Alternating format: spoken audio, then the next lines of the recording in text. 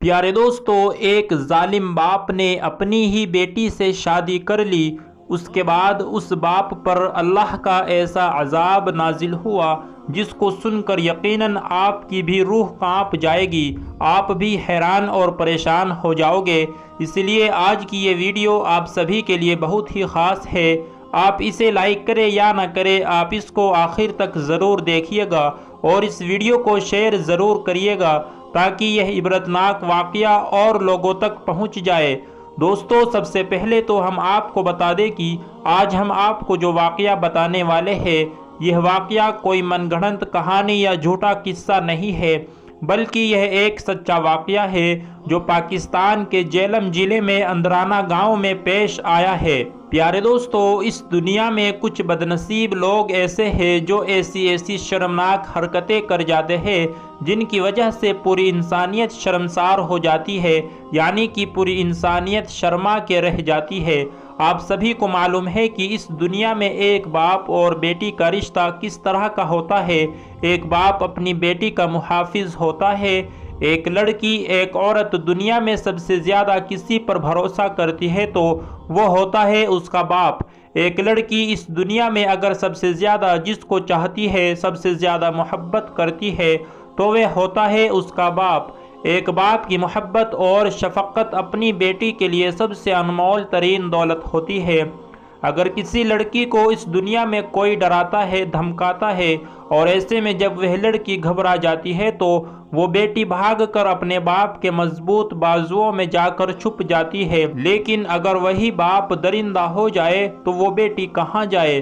اگر کوئی باپ اپنی ہی بیٹی کے ارمانوں کو کچل دے تو وہ بیٹی کہاں جائے اور کس سے فریاد کرے؟ پیارے دوستو، پاکستان کے اندرانہ گاؤں میں رہنے والی ایک ماں نے یہ واقعہ بیان کیا ہے۔ وہ ماں کہتی ہے کہ میرا شوہر بہت ہی عیاش قسم کا ایک ظالم شخص تھا۔ وہ دن بھر شراب پینے میں لگا رہتا تھا۔ اس کو نہ گھر کی فکر تھی اور نہ ہی ہماری۔ وہ کام ہی کچھ نہیں کرتا تھا بلکہ وہ ہم سب پر ظلم کیا کرتا تھا۔ میں اپنے 2 بیٹے اور ایک بیٹی کے ساتھ گھر میں رہتی تھی۔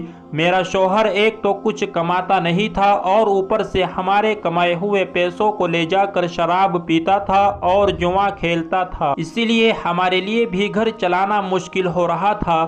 ہم دن بھر کام کر کے 2 وقت کی روٹی بھی مشکل سے کما پا رہے تھے اور اوپر سے میرا شوہر رات کو اپنے کچھ شرابی دوستوں کو لا کر ہمارے گھر میں بیٹھا دیتا تھا۔ ایک بار ایسا ہوا کہ ہم روز کی طرح اپنے کام پر چلے گئے۔ میری بیٹی گھر پر اکیلی تھی۔ اس وقت میرا شرابی شوہر اپنے شرابی دوست کے ساتھ گھر آیا اور گھر میں آنے کے بعد میں اور میری بیٹی کو آواز لگانے لگا۔ میری بیٹی ان لوگوں کے پاس نہیں جانا چاہتی تھی مگر میرے شوہر نے غصے سے اور چیخ کر اس کو آواز لگانا شروع کر دی، جس سے ڈر کر میری بیٹی ان کے پاس چلی گئی۔ اپنی بیٹی کو سامنے دیکھ کر باپ کہنے لگا کہ ہمیں زور کی بھوک لگی ہے، ہمارے لیے کچھ کھانا بنا کر لاؤ۔ میری بیٹی ان کے لیے کھانا نہیں بنانا چاہتی، لیکن ڈر اور خوف کی وجہ سے وہ رسوئی گھر میں گئی اور ان کے لیے کھانا بنانے لگی۔ پھر جب کھانا تیار ہو گیا تو بیٹی کھانا لے کر باپ اور اس کے دوست کے سامنے پہنچی۔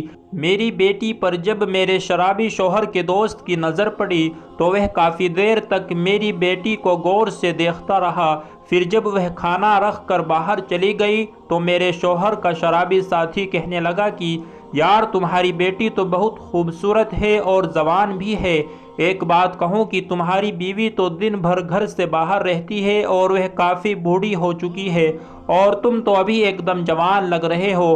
کیوں نہ تم اپنی اس بیٹی کے ساتھ نکاح کر لو تاکہ پھر تم دونوں اپنے گھر میں مزے سے رہو۔ ان دونوں پر اس وقت شراب کا نشہ اور شیطان غالب ہو چکا تھا، یعنی ان دونوں کے دماغ پر شیطان حاوی ہو چکا تھا۔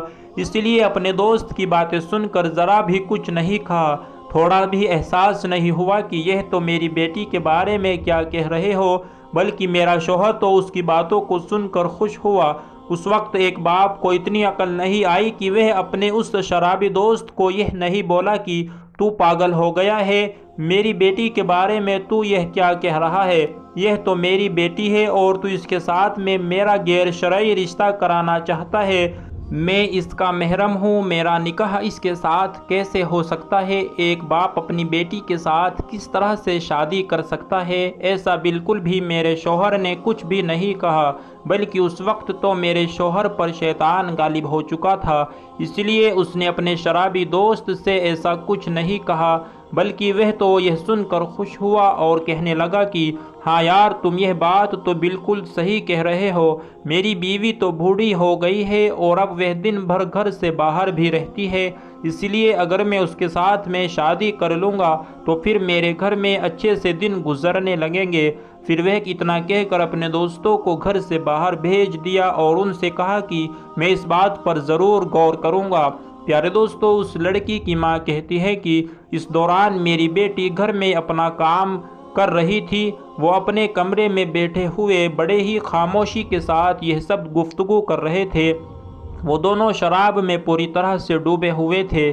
پھر جب شام کو میں اپنے کام سے فارغ ہو کر اپنے گھر واپس لوٹی، اس وقت میرا شوہر میرے گھر پر موجود نہیں تھا، وہ گھر سے باہر کہیں گیا ہوا تھا۔ ہر روز کی طرح پھر رات کو ہم نے کھانا کھایا اور ہم سونے کے لیے چلے گئے۔ مجھے اس بات کا بالکل بھی اندازہ نہیں تھا کہ میرے شوہر کے دماغ میں کیا خرافات چل رہی ہے۔ دن میں ہوئی باتوں کے بارے میں میری بیٹی نے مجھے بتا دیا تھا، مگر مجھے اس کی خبر نہیں ہوئی کہ میرا شوہر اپنی بیٹی کے بارے میں کیا سوچ رہا ہے۔ صبح پھر ہم لوگ ہر روز کی طرح اپنے کام پر چلے گئے۔ میرا شوہر، میری بیٹی گھر پر موجود تھے۔ جیسے ہی میرے شوہر نے موقع دیکھا کہ ہم لوگ گھر سے باہر جا چکے ہیں تو اس نے اپنے شرابی دوست سے کہا کہ وہ ایک قاضی کو گھر لے کر آئے۔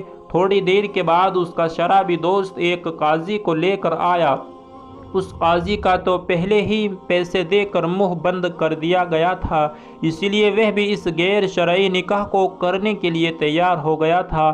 پھر میرے شوہر نے یعنی اس باپ نے دیکھا کہ بیٹی اپنے کمرے میں اکیلی ہے تو وہ اس کے کمرے میں گیا اور زبردستی اس کا ہاتھ پکڑ لیا اور اس کو باہر لے آیا۔ پھر اسے کہنے لگا، چپ رہنا، میں تمہارے ساتھ نکاح کر رہا ہوں، اپنا منہ بند رکھنا اور جا کر چپ چاپ قاضی کے سامنے بیٹھ جاؤ، اور قاضی تم سے جو بھی کہے اس کا سر ہلا کر جواب ہاں میں دیتی رہنا۔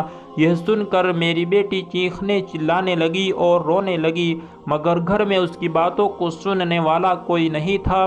پھر زبردستی باپ نے بیٹی کے ساتھ نکاح کر لیا، یعنی زبردستی شادی کر لی۔ پھر جب یہ افسوسناک خبر ہم لوگوں نے سنی تو میرے شوہر نے ہم سب کو بہت مارا پیٹا اور ہم سب کا بھی منہ بند کروا دیا، اور کہنے لگا کہ تم لوگوں نے اس کے بارے میں کسی سے کچھ بھی کہا تو وہ ہمیں جان سے مار دے گا۔ پھر 2 دنوں تک ہم نے ڈر سے اور شرم کے مارے کسی سے بھی کوئی بات نہیں کی اور اس بات کا ذکر نہیں کیا، مگر تیسرے دن میں نے اپنے بھائیوں کو پیغام بھیج دیا۔ پھر تیسرے دن میرے بھائی آئے اور اس کے چنگل سے ہمیں چھڑا کر اپنے ساتھ لے گئے۔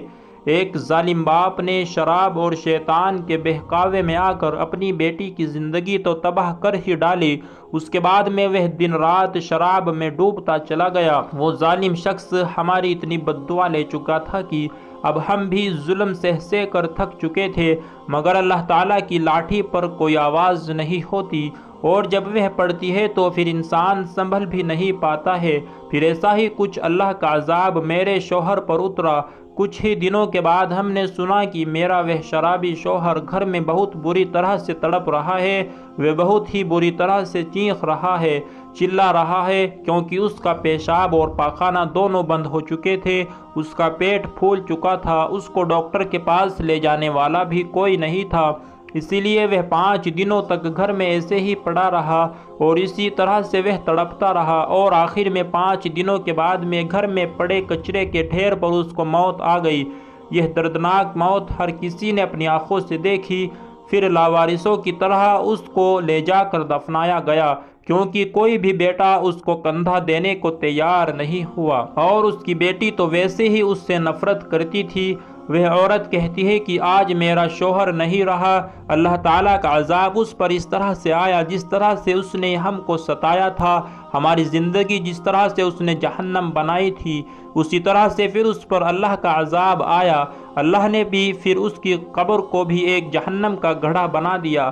اس کو دفنانے کے بعد میں دوسرے ہی دن کچھ کتوں نے مل کر اس کی لاش کو باہر نکال لیا اور پھر لوگوں کے سامنے ہی اسے نوچ نوچ کر کھا گئے۔ اس عبرتناک موت کو دیکھ کر ہر کوئی توبہ کر رہا ہے۔ پیارے دوستو، یہ واقعہ کوئی نیا نہیں ہے، آج کل تو اس طرح کے واقعات عام ہونے لگے ہیں۔ پیارے دوستو، اللہ تعالیٰ نے ہم مسلمانوں کو پیارے نبی حضرت محمد مصطفیٰ صلی اللہ تعالیٰ علیہ وسلم کی امت میں پیدا کیا اور ہمیں رہنے کا سلیقہ اور زندگی گزارنے کا طریقہ بھی بتا دیا، اور ہمیں قرآن شریف جیسی پاک کتاب عطا فرما دی۔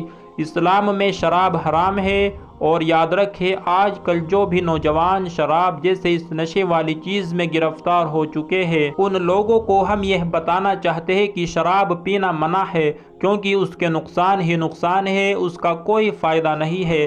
اگر آپ کسی اچھے ڈاکٹر کے پاس بھی جائیں گے تو وہ بھی آپ کو یہی مشورہ دیں گے کہ آپ شراب نہ پیے۔ شراب پینے سے انسان اپنے آپ کو بھی نہیں پہچان پاتا، اور وہ نشے کی حالت میں ایسی چیزیں کر بیٹھتا ہے، ایسی غلطیاں کر بیٹھتا ہے جس کا خمیازہ باقی لوگوں کو بھگتنا پڑتا ہے۔ اللہ پاک سے دعا ہے کہ اللہ پاک ہم مسلمانوں کو نیک راستے پر چلنے کی اور ایسی نشے والی چیز سے اور اس کی نحوست سے ہر مسلمان کو محفوظ رکھے۔ پیارے دوستو، امید کرتے ہیں آپ کو آج کا یہ واقعہ بے حد پسند آیا ہوگا۔ یہ کوئی من گھڑت کہانی یا قصہ نہیں ہے، ایسے واقعات ہوتے رہتے ہیں۔ اللہ پاک سے دعا ہے کہ اللہ پاک ہم سب کو اپنی بیٹیوں کی اور دوسروں کی بیٹیوں کی بھی عزت کرنے کی توفیق عطا فرمائے۔ اللہ ہماری آنکھوں میں وہ شرم و حیا پیدا کر دے جو کسی کی بیٹی کو بری نظر سے نہ دیکھ سکے۔ آمین یا رب العالمین۔